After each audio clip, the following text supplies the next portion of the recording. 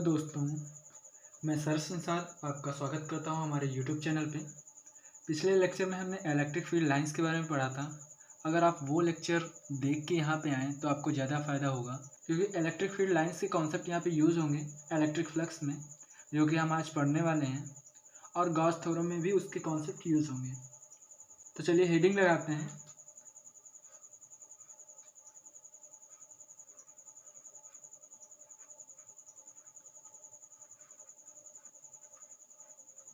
Electric flux. Basically electric flux है क्या?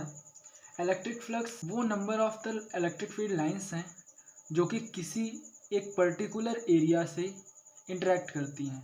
जैसे ये हमें कोई एरिया दे दिया गया, अब इससे कितनी इलेक्ट्रिक फील्ड लाइंस पास होंगी, वही हमारा इलेक्ट्रिक फ्लक्स होगा। जैसे इससे 3 इलेक्ट्रिक फील्ड लाइंस पास हुई तो इसका इलेक्ट्रिक फ्लक्स क्या हो गया? 3।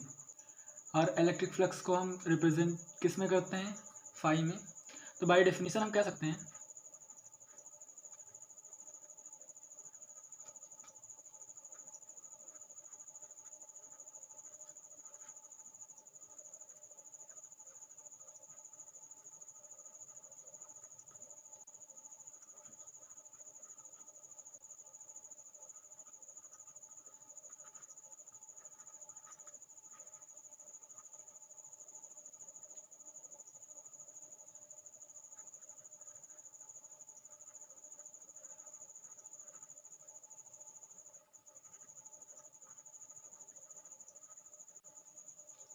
electric flux is the number of electric field lines that interact a given area।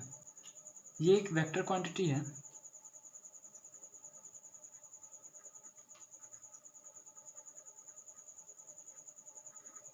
इसका जो डायरेक्शन होगा वो किधर को होगा? जो एरिया वेक्टर होगा उसके अलोंग होगा। जैसे ये एरिया है तो इसका एरिया वेक्टर इस जो प्लेन है उसके परपेंडिकुलर होगा इसका एरिया वेक्टर। तो जो इलेक्ट्रिक फ्लक्स होगा वो भी एरिया वेक्टर के ही अलोंग होगा। Direction along area vector.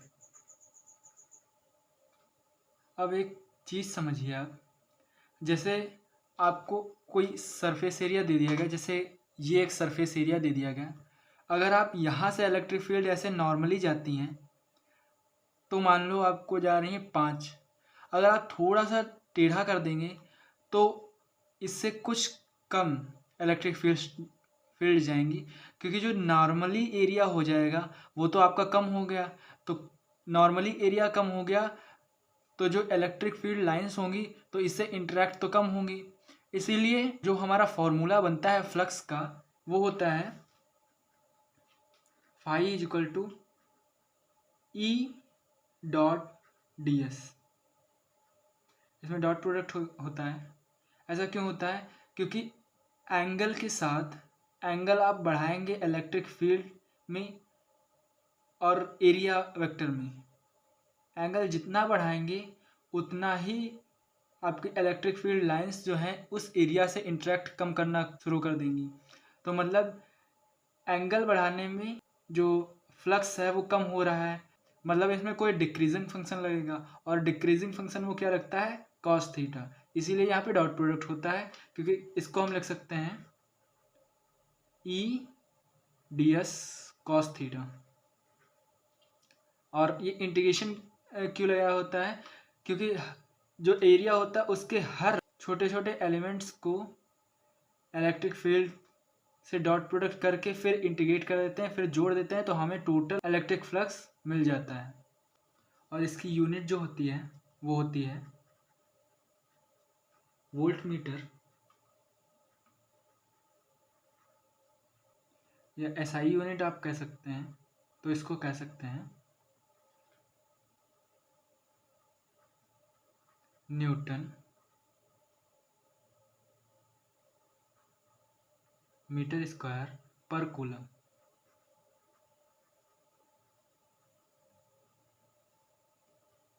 N M square C-1। और इसकी डायमेंशन देखा जाए तो इसकी डायमेंशन क्या होगी,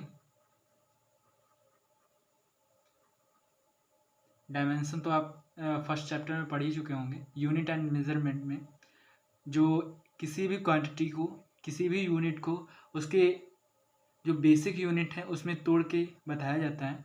तो इसका डायमेंशन होगा mL³ T-3 A-1, ये इसका डायमेंशन होगा। तो ये था इलेक्ट्रिक फील्ड का कॉन्सेप्ट। क्या है कि किसी भी पर्टिकुलर एरिया से जितनी भी इलेक्ट्रिक फील्ड लाइंस इंटरेक्ट करेंगी वही उसका इलेक्ट्रिक फ्लक्स बन जाएगा।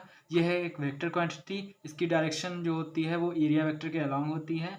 इसका फार्मूला है इंटीग्रेशन ऑफ E.ds। इसकी यूनिट है वोल्ट मीटर, अगर SI यूनिट की बात करें तो न्यूटन मीटर स्क्वायर पर कूलम, और डायमेंशन है mL³ T⁻³ A⁻⁻1। तो आइए चलते हैं दूसरे टॉपिक की ओर, जो है Gauss theorem.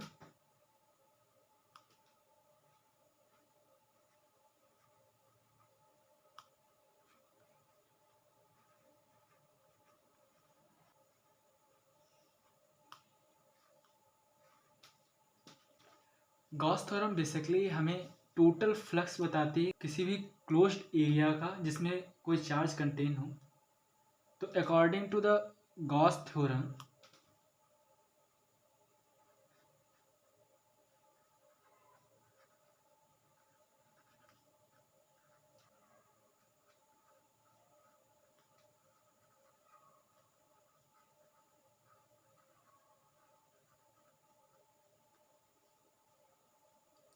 Total flux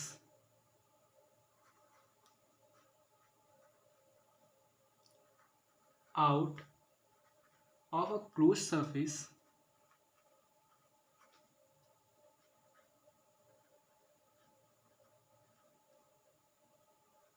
is equal to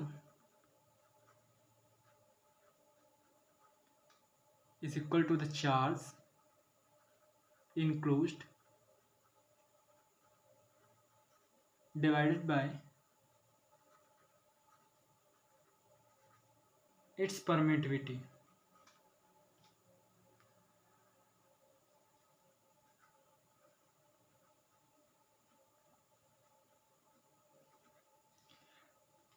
तो गॉस थ्योरम के अनुसार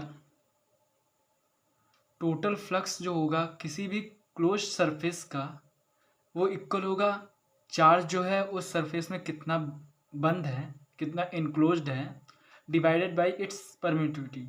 जैसे कोई हम क्यूब ले लेते हैं,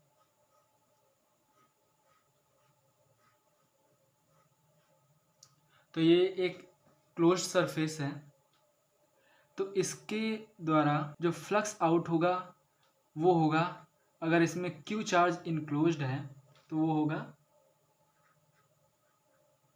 क्यू बाई इट्स परमिटिविटी। अगर ये वैक्यूम में हो रहा है तो एप्सिलॉन नॉट, अगर वैक्यूम में नहीं हो रहा है तो के एप्सिलॉन नॉट। अभी हम केवल वैक्यूम के लिए पढ़ रहे हैं, तो phi is equal to Q by epsilon naught. तो हम लिख सकते हैं फाई का भी हमने क्या पढ़ा था, closed integral E.ds is equal to Q by epsilon. तो ये था गॉस थ्योरम।